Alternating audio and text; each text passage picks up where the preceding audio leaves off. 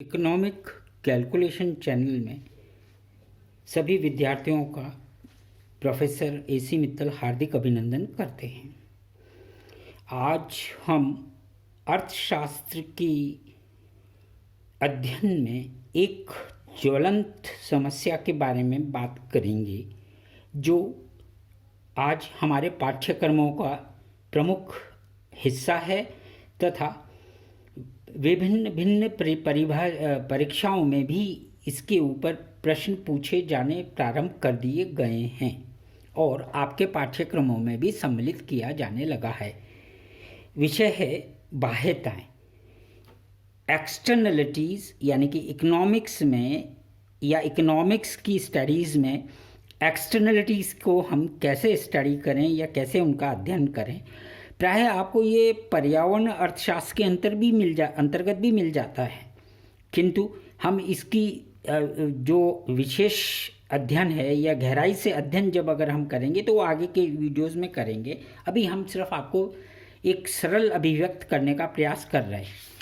यहाँ पर हम देखते हैं कि एक्सटर्नलिटीज़ कहते किसको हैं, बाह्यताएं किसको कहते हैं। बाह्यताएं का मतलब ये है कि आप अर्थशास्त्र में अगर हम या अध्ययन के पॉइंट ऑफ व्यू से लें तो हम ये कहना चाहेंगे कि कुछ ऐसी गणनाएं या ऐसा अनुभव जो हमारे अध्ययन में सम्मिलित तो नहीं था, किंतु परिणामों में उसका प्रतिबिंबित होना या वो हमें परिणामों में नज़र आ रहा है अप्रत्यक्ष रूप से। यानी कि हम प्रत्यक्ष रूप से उत्पादन कर रहे हैं, उत्पादन उपभोग की सारी प्रक्रिया चल रही है, किंतु अगर कोई तृतीय पक्ष है उसको, या तीसरा एक है जिसकी कि हमने अपने आर्थिक गणनाओं में सम्मिलित नहीं किया है, तो उस पर क्या प्रभाव पड़ता है, उन सब की विषय को हम एक्सटर्नलिटीज़ के अंदर अध्ययन करते हैं। तो एक्सटर्नलिटीज़ या बाह्यताएं किसी गतिविधि, यानी कि बाह्यता किसको कहते हैं, किसी गतिविधि की लागत या लाभ। बाह्यता किसी गतिविधि की लाभ या लागत है जो एक असंबंधित तृतीय पक्ष द्वारा अनुभव की जाती है या अनुभव किया जाता है। या इसको मैं दोबारा से देखिएगा, इस शब्दों को ध्यान दीजिएगा तब समझ में आ जाएगा, ये याद करने की ज़रूरत नहीं है। बाह्यता किसी गतिविधि की, यानी कि कोई भी एक्टिविटी का मतलब यहाँ पे हमारा इकोनॉमिक एक्टिविटी है। बाह्यता किसी गतिविधि की लागत या लाभ है, कॉस्ट है या प्रॉफिट है, जो एक असंबंधित तृतीय पक्ष द्वारा अनुभव किया जाता है। प्रत्यक्ष रूप से तो मैंने उत्पादन किया तो मेरे को क्या लागत आएगी और मुझे क्या लाभ होगा, तो ये तो मेरा हो गया प्रत्यक्ष। और अगर अप्रत्यक्ष मैं देखना चाहूँ या एक कोई असंबंधित तृतीय पक्ष द्वारा क्या अनुभव किया जाता है मेरे लाभ या लागत का, तो वो हम किस में अध्ययन करते हैं, एक्सटर्नलिटीज़ में। फिर एक बार से कंक्लूड करता हूँ, बाह्यता किसी गतिविधि की लागत या लाभ है जो एक असंबंधित तृतीय पक्ष द्वारा अनुभव किया जाता है। बाह्य लागत या लाभ किसी वस्तु या सेवा की अंतिम लागत या लाभ में परिलक्षित या प्रतिबिंबित नहीं होता है। यानी कहने का मतलब ये है कि जब हम कोई लाभ कोई उत्पादन कर रहे हैं या कोई सेवा का प्रस्तुतिकरण कर रहे हैं तो लाभ हो रहा है या लागत आ रही है, तो उसमें ये एक्सटर्नलिटीज़ की कैलकुलेशन हमारे पास नहीं होती है। इन सबको अब वर्तमान में, ये कहिए कि वर्तमान परिस्थितियों में अब अर्थशास्त्र में इनको भी सम्मिलित किया जाने लगा है और इनका समय समय पर अध्ययन भी किया जाना शुरू कर दिया गया है, जो आपके पाठ्यक्रमों में सिलेबस के अंदर दिया गया है। और उसी को हमें बताने के लिए आपको इस आधारभूत सामान्य बात बताने का प्रयास हम यहाँ कर रहे हैं। अतः अर्थशास्त्री प्राय बाह्यताओं को एक गंभीर समस्या के रूप में देखते हैं।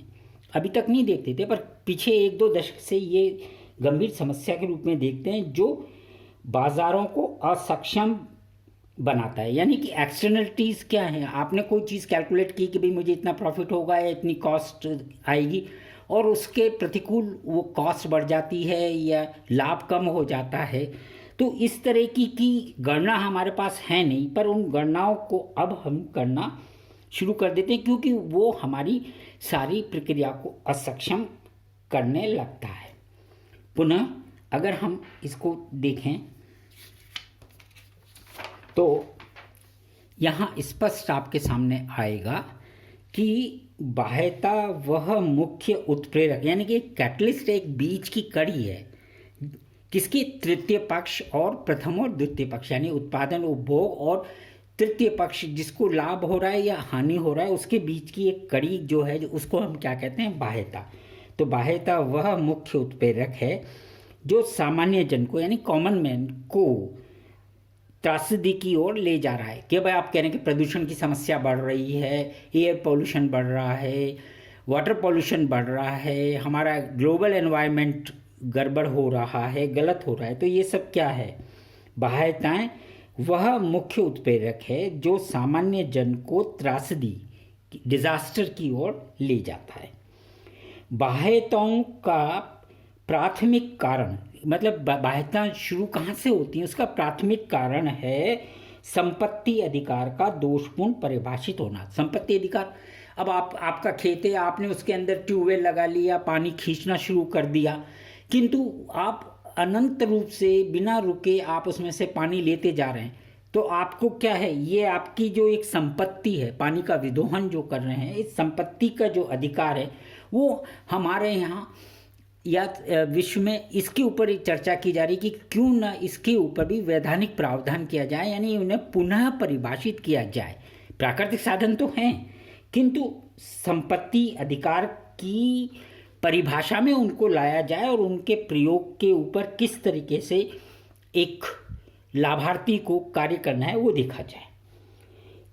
कुछ वस्तुओं का, यानी कारक का अस्पष्ट स्वामित्व एक ऐसी स्थिति उत्पन्न कर देता है, यानी कि आपका ट्यूबवेल लगा रखा है आपने खेत में, या आपकी फैक्ट्री में ट्यूबवेल है, मैं पानी का, मैं उसको ही उदाहरण लेके चल रहा हूँ कि कुछ वस्तुओं का अस्पष्ट स्वामित्व एक ऐसी स्थिति उत्पन्न कर देता है या कर सकता है जब कुछ बाजार घटक अधिक उपभोग या उत्पादन करना प्रारंभ कर देते हैं। यानी कि आपने खेत में चावल की खेती शुरू कर दी तो पानी दिए जा रहे हैं, किंतु अगर आज से 50 या 60 साल पहले जाएं तो जो प्रकृति से बारिश होती थी उसी से चावल को उत्पन्न किया जाता था। अब हम अप्राकृतिक रूप से कह लें कि हम पानी का विदोहन कर करके हम चावल की खेती, यानी कि चावल के लिए पानी बहुत ज़्यादा चाहिए तो असीमित मात्रा में हम उसको निकाल रहे हैं कि नहीं निकाल रहे हैं।